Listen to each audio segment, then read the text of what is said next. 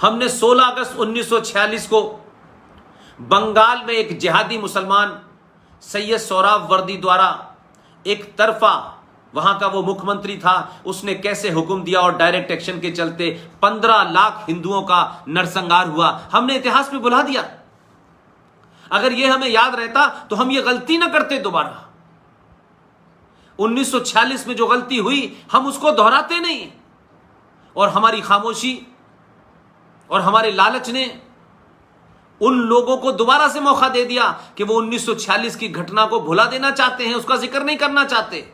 और क्योंकि आप भूल गए, लिहाजा उन्होंने दोबारा से 1946 के हालात पैदा कर दिए आपके सामने। अब आप चाहते हैं सरकार करे, पुलिस करे, फौज करे। यह ध्यान रखिएगा, सरकारें राज्य को चलाने आती हैं। राष्ट्र को चलाने के लिए एक छोटा सा इंस्ट्रूमेंट होता है, उसे सरकार कहते हैं। सरकार विदेश से कैसे संबंध हो, भारत की आर्थिक नीति कैसी हो, भारत में दूसरे छोटे छोटे, लेकिन राष्ट्र को चलाने के लिए समाज को उठ के खड़ा होना पड़ता है। राष्ट्र को बचाने के लिए समाज का होना जरूरी है। इसलिए राज्य तो यानी स्टेट यानी सरकार, वो तो संविधान से चलती है, संविधान में घटाव बढ़ाव होता रहता है। आज ये बना दिया, आज ये अमेंडमेंट कर दिया, लेकिन राष्ट्र चलाने के लिए कोई संविधान नहीं होता। राष्ट्र की चलने के लिए सदियों पुरानी उसकी जो परंपराएं हैं, जो उसके आदर्श हैं, जो उसके मूल्य हैं, जो उसकी पहचान है, उससे राष्ट्र चलता है। जनगण पढ़ना किसी सार्वजनिक फंक्शन में या किसी सरकारी फंक्शन में वो संवैधानिक बाध्यता है, लेकिन दीपिका को प्रज्वलित करना, उस दीप को जलाना, उसको रोशन करना और फिर सरस्वती वंदना गाना, यह राष्ट्र की पहचान है। इसलिए 1946 में जो भूल आपने की, आपके लोगों ने और खासतौर से सरदार पटेल ने तो 1948 3 जनवरी 1948 को चिल्ला चिल्ला के बताया। मेरे गुजरात के दोस्तों, पूरे देश भर के युवाओं, आपने वो स्पीच आज मौजूद है। अरे जब हम थे, जब हमारे पैदा हुए 65 में, तब से लेके अब तक उस स्पीच को सुनने का मौका नहीं मिला। वो आर्काइव में रखी हुई थी, क्योंकि उस वक्त तो सत्ताधारी ऐसे लोग थे, ऐसे तानाशाह थे जो आज बड़े लोकतंत्र की बात कर रहे हैं, उनके नकली वारिस के एक प्रधानमंत्री के बेटे की एक दोस्त थी, बहुत क्लोज, उनके जन्मदिन पर प्रधानमंत्री के वो साहबजादे चाहते थे कि भारतीय फिल्म इंडस्ट्री का एक बहुत प्रबल, बहुत खूबसूरत आवाज का मालिक किशोर कुमार आए और उनकी जो दोस्त हैं उसकी बर्थडे में गाना गाए। लेकिन किशोर कुमार ने कहा, मैं कोई पार्टी और शादियों में गाने वाला गवैया नहीं हूं। उसने मना कर दिया। तो गुस्से में प्रधानमंत्री के पुत्र थे भाई, सुपर प्रधानमंत्री थे, ऑल इंडिया रेडियो से किशोर कुमार के गाने न बजे, इस पे बैन लगवा दिया। लेकिन आज आप खुशनसीब हैं, अपनी ताकत को समझिए, अपने आसपास का जो आज माहौल है, अपने आप को महसूस कीजिए कि आज आप कितने सुरक्षित हैं। आज आपको अपनी बात कहने से कोई नहीं रोक सकता है। आज आपके पास बात कहने के लिए अगर अखबार जगह नहीं देता है, टेलीविजन आपको नहीं बुलाता है, तब भी मेरे और आपके बीच में आज संवाद हो रहा है। हजारों लोग सुन रहे हैं, युवा सुन रहे हैं। इसके बाद ये कहां कहां जाएगा वो भी सुनेंगे, लेकिन संपर्क है, आमने सामने हम लोग बात कर पा रहे हैं। मैं जो चीजों को सही समझता हूं, जिनके पास तर्क है, लॉजिक है, संवैधानिक चीजें हैं, उनको मैं आपके सामने रखता हूं। तो आप मेरी बात सुन पा रहे हैं कि नहीं सुन पा रहे हैं? इसीलिए जब आप कोई बात कहेंगे तो मैं सुन पाऊंगा। तो ये जो इस समय संचार क्रांति हुई है, इसका पूरा फायदा उठाइए और सवाल पूछिए कि 1946 में जो चुनाव हुआ था, जो हैदराबाद वाला, जो रामपुर वाला, जो आसाम वाला, और अब तो इतने हो गए हैं कि कोई बचे ही नहीं है, जो 30-35 करोड़ चिल्ला चिल्ला कर आपसे कहते हैं कि भारत के मुसलमानों ने अपनी मर्जी से यह देश चुना था, हम तो इस देश के साथ थे, हम तो पाकिस्तान नहीं गए, हमने जिना की बात तो नहीं मानी। उनको आईना दिखाइए, उनको उनके मुंह पे पुती हुई कालिक दिखाइए, और वो कालिक आपको अपने हाथ से पोतने की जरूरत नहीं है। जो मैं आपको तथ्य दे रहा हूं, अगर आपको मेरे दिए हुए तथ्यों पे भी अगर कोई शक है तो आप जाएं, किताबें पढ़ें, गूगल पे जाएं, 1946 के इलेक्शन के रिजल्ट को देखें और फिर उसका विश्लेषण करें। और जो मक्कार आपको कहते हैं कि हम 1946 में हमने भारत को चुना, अब हम यहां से नहीं जाएंगे, हम उनको भेज भी नहीं रहे हैं, तुम बेहया हो, तुम झूठे हो और गद्दार हो, और तुम्हारे पूर्वज बहुत बड़े गद्दार थे। मैं बताता हूं, मैं किन तथ्यों पे कह रहा हूं। 1946 में चुनाव हुआ तो उस समय कांग्रेस और मुस्लिम लीग के बीच में चुनाव हुआ। ये 1946 का चुनाव है, याद रखिएगा डेट। और उस वक्त भारत की जो केंद्रीय असेंबली थी, जिसे आज आप लोकसभा कहते हैं, उसकी 102 सीटें थी, जिसमें 30 सीटें मुसलमानों के लिए रिजर्व थी। और इसी तरीके से भारत में जो राज्य असेंबली थी उसमें अलग अलग था, हर एक की अलग अलग गिनती थी। उन सारी राज्य की असेंबलीज की सीट को अगर हम मिला दें तो वो कुल मिलाकर के 1585 थी, यानी 1585 सीटें थी सारे देश के राज्यों की असेंबली की। उन 1585 में से 492 सीटें मुसलमानों के लिए रिजर्व थी। चुनाव हुआ, चुनाव में मुस्लिम लीग का नारा क्या था और कांग्रेस का नारा क्या था? कांग्रेस कह रही थी, ये वो कांग्रेस जिसने सब कुछ चुपचाप देश को बगैर बताए पाकिस्तान बनाने की मांग को स्वीकार कर चुकी थी। बीबीसी के अपने इंटरव्यू में जवाहरलाल नेहरू आज के जमाने में आज के युवा पीढ़ी के सामने एक्सपोज हो गए। चुपचाप कांग्रेस को बताए शिमला गए थे, अपनी कमजोरियों के चलते ब्लैकमेल हुए और वहां साइन भी कराए। 1946 में कांग्रेस क्या झूठ बोल रही थी? कांग्रेस कहती थी हमें चाहिए अखंड भारत, और मुस्लिम लीग ने चुनाव लड़ा और उसका चुनाव का मुद्दा था और स्लोगन था, लड़ लड़ के लेंगे पाकिस्तान, मर मर के लेंगे पाकिस्तान। पाकिस्तान के हक में जो वोट देगा वो हमारा, जो पाकिस्तान के हक में वोट नहीं देगा वो गद्दार, मुसलमान। ये नारा था मुस्लिम लीग का। उस समय उत्तर प्रदेश में जो 66 मुसलमानों की सीटें रिजर्व थी, उसमें से 54 सीटों पे मुस्लिम लीग जीती और बची हुई सीटों पे भी कांग्रेस का मुसलमान जीता। बॉम्बे, गुजरात मिलाकर के 30 सीटें थीं राज्य में,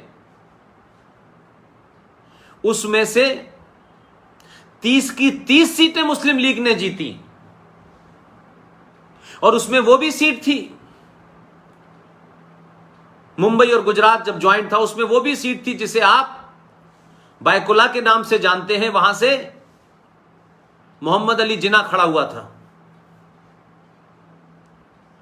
मध्य प्रदेश में 14 में से 13 सीट मुस्लिम लीग ने जीती। महाराष्ट्र में, तमिलनाडु, केरला ये सब आते थे, 28 सीटें थी, 28 की 28 सीटें मुस्लिम लीग ने जीती। यूनाइटेड पंजाब, जिसका आधा हिस्सा, जिसकी लाहौर से लेके मुल्तान, ये पूरा का पूरा जो पंजाब कहलाता था, जो अब पाकिस्तान के पास चला गया है, जहां बॉर्डर पे लाहौर और अमृतसर के बीच में बॉर्डर बना हुआ है, उस पूरे यूनाइटेड पंजाब के अंदर 86 सीटें थी। उसमें से 74 सीटें मुस्लिम लीग ने जीती। आसाम में 34 में से 31 जीती। उड़ीसा में से 4 की 4 सीटें जीती। तो उस वक्त का जो मुसलमान था 1946 में, उसने 98% मुसलमानों ने मुस्लिम लीग के इस नारे को वोट दिया कि लड़के लेंगे पाकिस्तान, मर मर के लेंगे पाकिस्तान। 98% मुसलमानों ने इस देश के पाकिस्तान बनाने के हक में वोट दिया। लेकिन कितने शुरूड और मक्कार थे। पाकिस्तान 14 अगस्त 1947 को बन गया। 2% मुसलमान यहां से नहीं गए। उनका एजेंडा था पाकिस्तान बनवा दो। और पाकिस्तान बना कहां? जहां मुस्लिम लीग थी ही नहीं, जिसे आप नॉर्थ वेस्ट फ्रंटियर पाकिस्तान कहते हैं, जिसे उसका नाम बदल के अब खैबर पख्तूनख्वा कह दिया गया है, जिसकी राजधानी पेशावर है, जहां पेशावर से आपकी फिल्म इंडस्ट्री में पृथ्वीराज कपूर, राज कपूर, ऋषि कपूर, शशि कपूर और वो पूरा कपूर, जिस कपूर खानदान में अब तैमूर पैदा हो रहे हैं, विनोद खन्ना, दिलीप कुमार, ये सब वहां से भाग के यहां आ गए थे। उसका बॉर्डर अफगानिस्तान से लगता है। उस राज्य का नाम है खैबर पख्तूनख्वा। एक राज्य है सिंध और एक राज्य है बलूचिस्तान। इन तीनों राज्यों में मुस्लिम लीग कहीं नहीं थी। इन तीनों राज्यों ने कभी मुस्लिम लीग के पाकिस्तान बनाने का समर्थन ही नहीं किया। यूपी, बिहार और इधर नॉर्थ इंडिया के मुसलमान और ये मक्कार जो है, गोल टोपी लगाता है, छोटे भाई का पजामा, बड़े भाई का पजामा पहन करके, कुर्ता पहन करके जो घूमता है हैदराबाद में, जो 15 मिनट का टाइम मांगता है, एक रामपुर में है जो भारत मां को डाइन कहता है, ये कभी नहीं गए। इनके बाप दादे कितने मक्कार और गद्दार और झूठे थे। और दूसरी मक्कारी देखिए कि वो तो पाकिस्तान बनवा दिया। फौज में जो मुसलमान थे वो फौजी यहां से पाकिस्तान चले गए। और उसके बाद ये मक्कार मुसलमान, जिसकी सोच में पाकिस्तान था, जिसने बनाया, इनकी तो सोच पाकिस्तान के साथ उसी दिन चली गई थी। इनका जिस्म यहां रह गया। इन्होंने कहा अब यहां रह करके हम यहां गंगा जमुना तहजीब की बातें करेंगे, भाईचारे की बात करेंगे, मिलजुल के हमने आजादी की लड़ाई लड़ी है। ये मूर्ख बनाया इस देश के हिंदुओं को और हिंदू नेताओं को।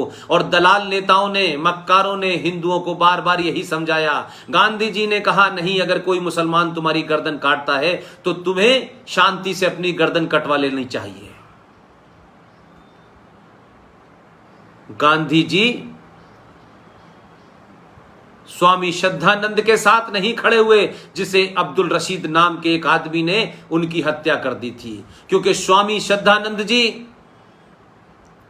जो हिंदू मुसलमान बन गए थे, उनको मुसलमान से वापस वो हिंदू में आना चाहते थे, इस कार में लगे थे। उस कार का उस जमाने नाम लिया जाता है शुद्धिकरण। इसलिए अब्दुल रशीद ने जब हत्या कर दी उनकी, तो देश के महान, जिन्हें किसने उन्हें उपाधि दे दी कि वो महात्मा हैं और राष्ट्र के हमारे पिता हैं, भारत सरकार के किसी रिकॉर्ड में आरटीआई से पता चला कि उनको नहीं पता कि किसने उन्हें महात्मा कहा और वो कब भारत के राष्ट्रपिता बने। ये जो पदवी है ये झूठी है।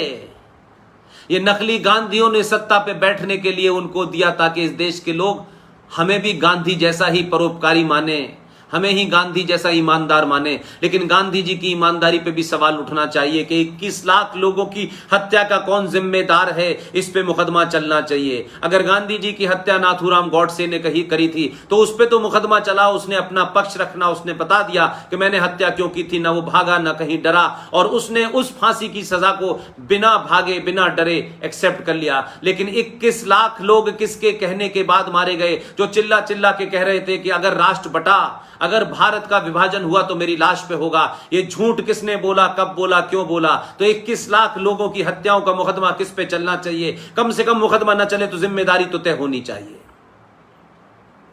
तो जो मुसलमान आपको सुबह शाम कहते हैं, और बहुत सारे लिबरल और हिंदू और बहुत सारी पार्टियां आपको समझाती हैं कि हमने तो ये लड़ाई मिलके लड़ी थी, तो हमने ये लड़ाई मिलके लड़ी थी, लेकिन पाकिस्तान बनाने के लिए और भारत तोड़ने के लिए नहीं लड़ी थी भाई। तो आपने तो आजादी से पहले ही पाकिस्तान बना दिया था, 1940 में रेजोल्यूशन पास कर दिया था लाहौर में 23 मार्च को।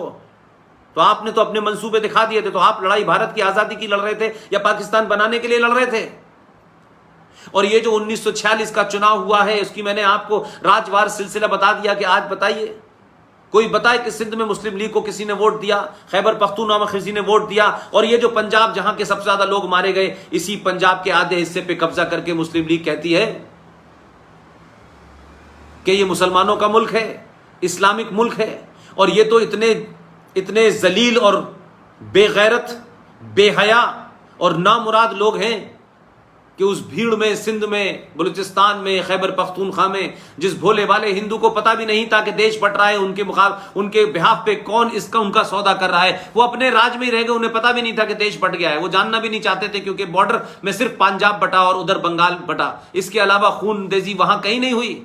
और आज 23% वो माइनॉरिटी जिसमें सिख थे, बौद्ध थे, जैन थे, जो रोजगार के लिए सिंध में थे, खैबर पख्तूनख्वा में थे, आज इस मुस्लिम लीग के मानने वालों ने मार मार के हत्याएं करके वो 23% जो माइनॉरिटी पाकिस्तान में थी उसे 1.5% पे ला दिया। और यहां का मक्कार मुसलमान क्या कहता है कि मुस्लिम लीग यहां जिंदा रही, और उसी मुस्लिम लीग के साथ में कांग्रेस पार्टी ने केरला में सरकार बनाई। मैं कल परसों अब कोई रेफरेंस में कुछ डिबेट देख रहा था, एक साहब जो यूएनओ में काम करके आए हैं, बहुत शातिर किस्म का मक्कार आदमी है ये, इसको लगता है कि अंग्रेजी बोलने वाले ज्यादा समझदार होते हैं और इस देश में कोई जानता नहीं है। जब लोगों ने कहा कि कांग्रेस पार्टी ने तो मुस्लिम लीग के साथ सरकार बनाई, तो वो मक्कार क्या कहता है, देखिए ये वो मुस्लिम लीग नहीं है जिन्होंने भारत का बंटवारा किया था, ये मुस्लिम लीग वो मुस्लिम लीग है जिसे अब मुस्लिम लीग नहीं कहते, क्योंकि उस मक्कार ने ये नहीं बताया कि जब ये देश बटा तो 1947 के बाद मुस्लिम लीग के ऊपर भी बैन लगा था। तो मुसलमानों ने, मुस्लिम लीग के लोगों ने जब मुल्क बट गया तो उन्होंने कहा अब अपनी पहचान बदल लो, क्योंकि अब पहचान बदल के हम हिंदू के बीच में घुस जाएंगे। अगर मुस्लिम लीग के नाम से घुसेंगे तो हमारे ऊपर ज्यादा आरोप लगेगा, हमें ज्यादा जवाब देना मुश्किल होगा। तो वो मक्कार मुसलमानों ने मुस्लिम लीग का नाम बदल के इंडियन यूनियन मुस्लिम लीग रख दिया। तो एक जो यूएनओ से आए हैं, जो अपनी पत्नी की हत्या के सिलसिले में मुकदमा झेल रहे हैं, उन्होंने जवाब दिया कि नहीं, ये जो इंडियन मुस्लिम लीग है ये तो बहुत राष्ट्रवादी है, इसलिए इसको उस बैकग्राउंड में नहीं देखना चाहिए। ये वो लोग नहीं है जिन्होंने देश तोड़ा।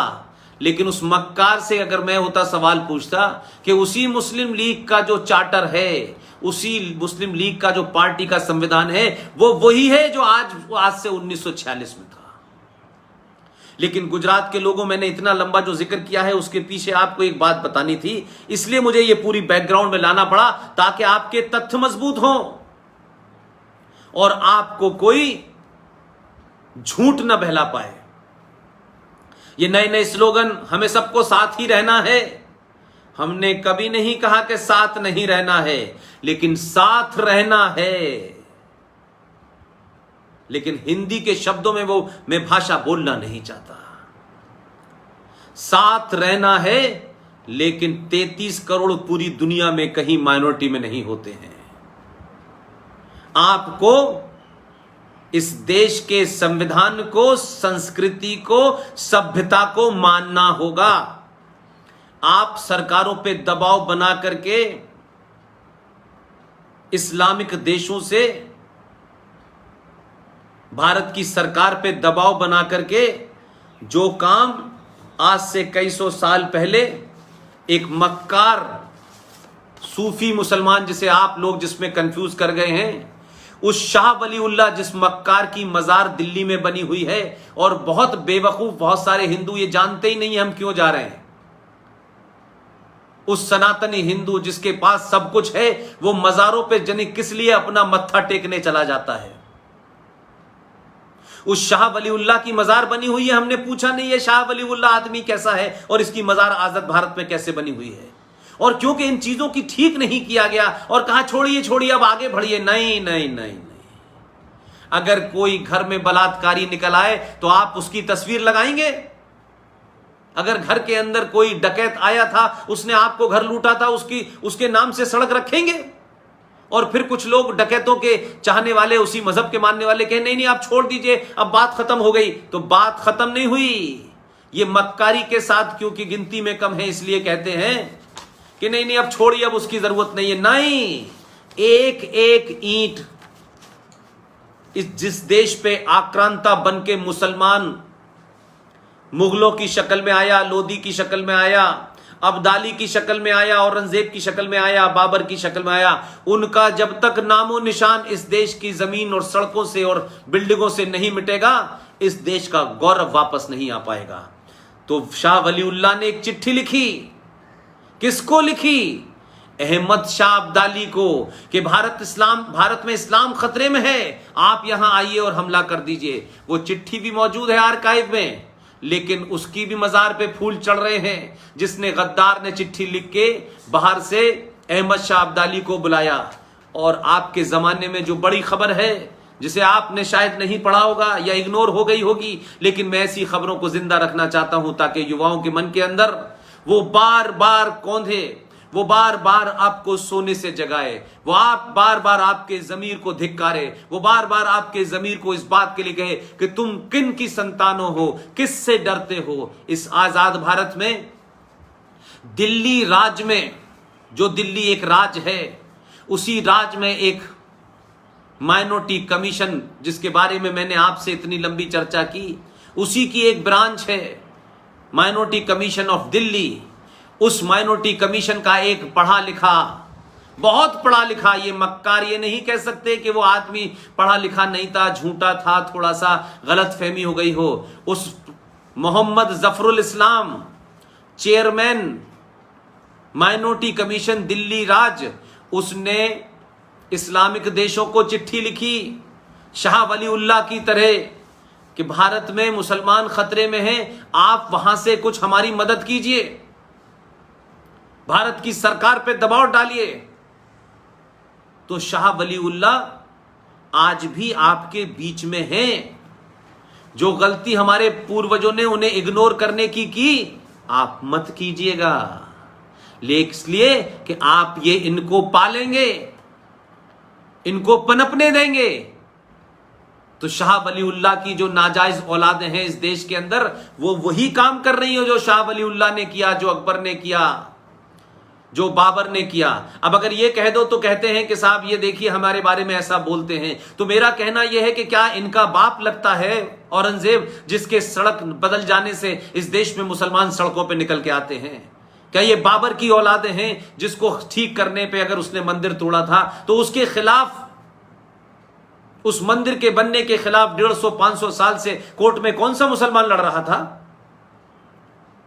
क्या औरंगजेब के वारिस लड़ रहे थे या बाबर के वारिस लड़ रहे थे? तो ये अपने आप को उसका वारिस मानते हैं, तो उनके तोड़ी हुई चीजों को बचाने के लिए भारत के बहुसंख्यक समाज से लड़ रहे हैं। इसलिए आज आपके सामने चुनौती है कि जब भी लोग ये बात करें तो उनका जिक्र कीजिएगा।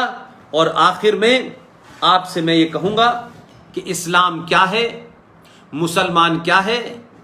अगर आधुनिक भारत में आजादी से लेके आज तक, मैं पुष्पेंद्र कुलश्रेष्ठ की हैसियत में कह रहा हूं, अगर कोई एक ईमानदार आदमी था जिसमें उस वक्त भी झूठ बोलने की उसने कोशिश नहीं की, और वो क्या था वो अपनी किताबों में लिख के चला गया कि आने वाली पीढ़ियां अगर मेरे बारे में भ्रम भी फैलाया गया हो, जो सत्ता में उस वक्त दलाल बैठे थे जिसका उस शख्स ने बिना किसी लाग लपेट के विरोध किया, सत्ता में भागीदार बनने के लिए ना तो अंग्रेजों से हाथ मिलाया, न सुभाष चंद्र बोस की जासूसी कराई, न संविधान में गलत प्रोविजन जितने हो रहे थे उसका मुखर होकर विरोध किया। इसलिए दिसंबर 1948 की जो संविधान सभा की जो डिबेट्स हैं उसे भी पढ़िए। उसी ने लिखा मुसलमानों के बारे में कि मुसलमान देश से ज्यादा अपने मजहब का वफादार होता है। इस्लाम एक ऐसा धर्म है, मजहब है, जो अपने अलावा किसी को भी नहीं मानता। इस्लाम पूरी दुनिया के लिए एक वो विचारधारा है जो खून लूटपाट में विश्वास रखती है। और इस देश का विभाजन मजहब के नाम पे हुआ था, फिर भारत में मुसलमान क्यों रुका? उन्होंने गांधी के बारे में साफ कहा है कि मैं इस आदमी को कोई महान वहान नहीं मानता, मैं उसको महात्मा नहीं मानता। उस आदमी का नाम है बाबा साहब भीमराव अंबेडकर। इसलिए शाहीन बाग के लोग यह समझ रहे हैं कि भारत का सनातनी हिंदू अभी भी मूर्ख है, तो बाबा साहब अंबेडकर की बड़ी सी तस्वीर लेकर के, संविधान का सहारा लेकर के कि नहीं हमें संविधान बचाना है, जय भीम जय मीम के नाम से आपको मूर्ख बनाया है। सब जानते हैं कि जो मंडल साहब यहां से गए थे, पाकिस्तान के पहले लॉ मिनिस्टर बने, उनके साथ क्या किया? वो आ गए वापस, दलित थे, जय भीम जय मीम का नारा उस वक्त जय मुसलमान और दलितों का नारा लगाया, आज जय भीम जय मीम का नारा लगा रहे हैं। कुछ मिसगाइडेड लोग, कुछ सत्ता प्राप्ति के लालची हमारे दलित भाइयों को, जो हमारे जीवन का हिस्सा है, हमारे परिवार का हिस्सा है, इस भ्रम और इस झूठ में उन्हें बेवकूफ बना रहे हैं कि मुसलमान तो सदियों से आपके साथ थे। तो मेरा सवाल यह है कि इस देश में 700 साल मुसलमानों का रूल रहा और 250 साल के आसपास अंग्रेज रहे। भाई 700 साल और 250 साल को मिला दे तो कोई कुल मिलाकर के 1000 साल की फिगर बनती है। इस 1000 साल में ना तो ब्राह्मण सत्ता में था, ना ठाकुर सत्ता में था, ना कायस सत्ता में था, ना बनिया सत्ता में था। तो भाई फिर सत्ता में रहने वाले जो मुसलमान थे उन्होंने ऐसा क्या किया 1000 साल में कि दलित दलित ही रहा? तो ये जो कहा जाता है कि दलितों पे अत्याचार, तो दलितों पे अत्याचार की कहानी आप कई हजार साल पुरानी बताते हैं, लेकिन भाई 1000 साल तक तो किसी हिंदू का राज नहीं रहा। बड़े वो लोग जो दलितों से आज सुबह शाम नारे लगाते हैं, दलितों को मिलाते हैं, कुछ मिसगाइडेड, मैंने जैसे कहा, कुछ जैसे मिसगाइडेड लोग इस समय कोई एक अलग राष्ट्र बनाने की पंजाब में मुहिम चलाए हुए हैं, वैंकूवर में चलाए हुए हैं, कनाडा में चलाए हुए हैं, एक मुहिम चल रही है, गुरुद्वारों में चलाए हुए हैं। इसी तरीके से बहुत सारे दलितों में भी नए नए लीडर खड़े हो गए, नाम नहीं लेना चाहता मैं उनके, और बाबा साहब अंबेडकर के नाम किस आगे क्या क्या कर रहे हैं। उन सब लोगों को एक किताब है बाबा साहब भीमराव अंबेडकर की, इस किताब का नाम है पाकिस्तान और पार्टीशन ऑफ इंडिया। ये हिंदी में भी है, ये इंग्लिश में भी है। आप इसके पेज नंबर 123 से लेके 124 125 को पढ़िए, और इसमें और सारे पेज हैं, आप उसके पेज नंबर 268 को पढ़िए, 269 को पढ़िए, 295 को पढ़िए, 296 को पढ़िए, 294 को पढ़िए, 299 को पढ़िए, 332 को पढ़िए, 334 को पढ़िए। ये सारी बातें इस्लाम और मुसलमान के बारे में मैं नहीं कह रहा हूं, कॉमा फुल स्टॉप भी मेरा नहीं है, मैंने तो अभी सिर्फ इंट्रोडक्शन दिया है।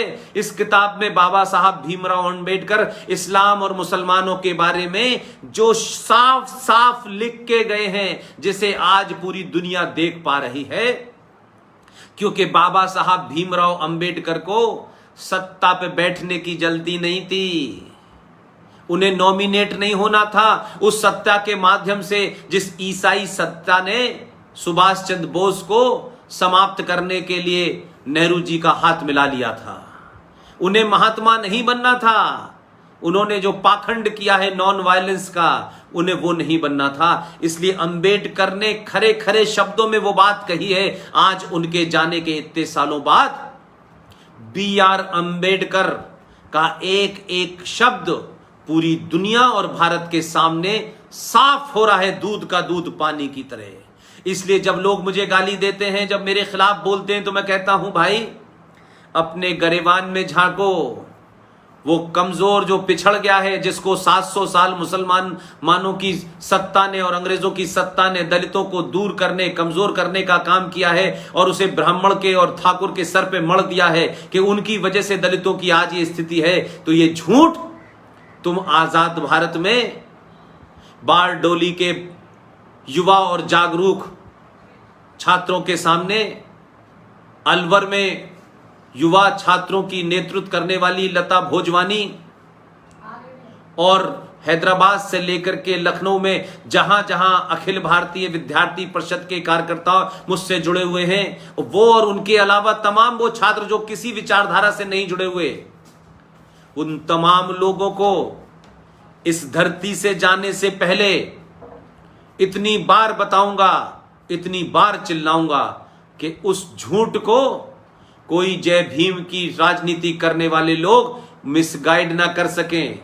वो मक्कार मुसलमान जो पाकिस्तान बनवाने के बाद यहां नहीं गए और सबके सब उसके बाद से कांग्रेस में शामिल हो गए, और कांग्रेस में शामिल होने के बाद उन्होंने अपने मंसूबे को जारी रखा और मात्र 70-75 साल में भारत को फिर उस मुहाने पे खड़ा कर दिया है कि आज महामारी के इस दौर में कहीं तबलीगी जमात के नाम से, कहीं जमात इस्लामी के नाम से, कहीं जमीयत उलेमाए हिंद के नाम से, कहीं बरेलवी के नाम से, कहीं सूफी के नाम से, कहीं कव्वाली के नाम से, कहीं गजलों के नाम से भारत के युवा हिंदू को मूर्ख बना करके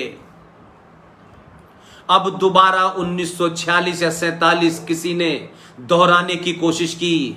जो सूचनाएं मेरे पास हैं, कुछ लोग पूरी ताकत से, जो अमेरिका में इन जिहादियों ने वहां पर आग लगाई है, चाइना के पैसे से पूरे अमेरिका को जला रहे हैं, भारत में भी भारत विरोधी ताकतें चाइनीज ताकतों के बल से भारत के अंदर एक बहुत बड़ा आंदोलन करने वाले हैं और इस आंदोलन को हिंसक बनाएंगे। इनकी तैयारी है कि इतनी हिंसा फैलाओ, इतनी हत्याएं करो जैसे दिल्ली में एक तरफा दंगा किया गया, और उस हत्याओं के माध्यम से इससे देश की सरकार को घुटनों के बल ला दो, इतना डरा दो सनातनियों को कि ये दोबारा कभी राष्ट्रवादी ताकत से, राष्ट्रवादी ताकतों को दिल्ली में स्थापित न कर पाएं। लेकिन इनके मंसूबों को नाकाम करने के लिए दुनिया भर और देश भर में जहां जहां भी सनातनी हैं, जो सनातन में विश्वास रखते हैं, वो सब लोग अब मंत्रों का उच्चारण करना बंद कर दें। ये गंगा जमुना तहजीब का झूठ बोलना बंद कर दें। ये हम सब भाई भाई थे, इस झूठ से बाहर निकल आए। जीवन में हर आदमी की मौत होती है, हर आदमी को जाना है, लेकिन जिंदा कौमें अगर मरने का हुनर सीख लेती हैं तो वो कभी मरती नहीं है। इसलिए देश के लिए जान देने का समय उससे ज्यादा इस देश को तोड़ने और इस देश को सत्यानाश करके गुलाम बनाने वाले लोगों का मुखर तरीके से सामना करने वालों को खड़े होने की जरूरत है। इसीलिए मैं कहता हूं कि शांति प्रिय, सहनशील हिंदू अगर उसके मार्ग कंटक में, अगर उसके रास्ते में कुछ लोग हथियारों की भाषा समझते हैं, तो उस सनातनी हिंदू को अपने सामर्थ्य का परिचय देना चाहिए। एक सामर्थ्यहीन हिंदू सनातनी न अपने राष्ट्र को बचा सकता है, न अपने घर को बचा सकता है। जिसका जो सामर्थ्य है, उस सामर्थ्य से, लालच से बाहर निकलिए। ये राष्ट्र रहेगा तो हम सब रहेंगे। ये बड़ी बड़ी गाड़ियां, ये बड़े बड़े मकान, ये अथक संपत्ति इकट्ठी करने के बाद हमने कश्मीर में देखा खरबपति अरबपति, कश्मीरी हिंदू पंडित हमारा भाई था, उन्होंने कभी ध्यान नहीं दिया, वो भी बेचारे पढ़ाई लिखाई की गफलत में लगे रहे।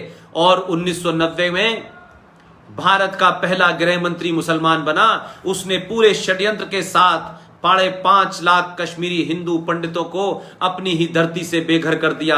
2,500 लाशें थीं, औरतों को उनके बेटों और बच्चों के सामने रेप किया, मर्डर किया, जवान जवान लड़कियों को आरे की मशीन पे काट दिया। हम नहीं चेते, हमने बाबर को नहीं देखा, हमने औरंगजेब को नहीं देखा, उनकी कहानी सुनी है, लेकिन हमने 1990 में जो कुछ इन मुसलमानों ने कश्मीर में किया, क्योंकि ये वहां बहुसंख्यक थे, सरकार इनकी थी, दिल्ली इनके सामने बौनी होती थी, लेकिन ये पूरे देश में यही करना चाहते हैं। ये नहीं होने देना है, इसका प्रतिकार करना है। इसलिए अपने सामर्थ्य का परिचय दीजिए। अगर आपने अपने लालच में ऊंच नीच, छोटा बड़ा, पैसा रुपया अगर इसमें लगे तो कोई नहीं बचेगा, और जब कोई नहीं बचेगा तो राष्ट्र नहीं बचेगा, और राष्ट्र नहीं है तो फिर आपकी कोई संस्कृति नहीं है, फिर आप एक उस जानवर के समान हैं। आप कहीं भी खाना खा लीजिए, कहीं भी सो जाइए, कोई भी आपको बांध दे, कोई भी आपको काट दे, आप उस जानवर के समान हैं।